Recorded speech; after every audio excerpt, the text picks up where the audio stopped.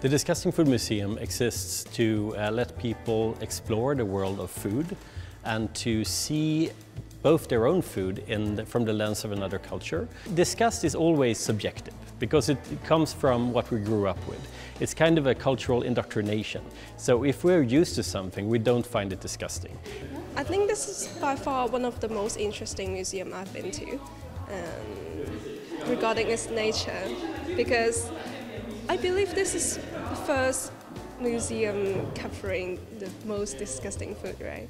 Yeah. Det är fascinerande med mångfalden, att det finns så många olika rätter och födoämnen som vi då i kanske västvärlden inte ser som mat, men som ser som mat i andra länder. Och det är spännande att se just mångfalden, att det finns så mycket olika födoämnen på vår planet.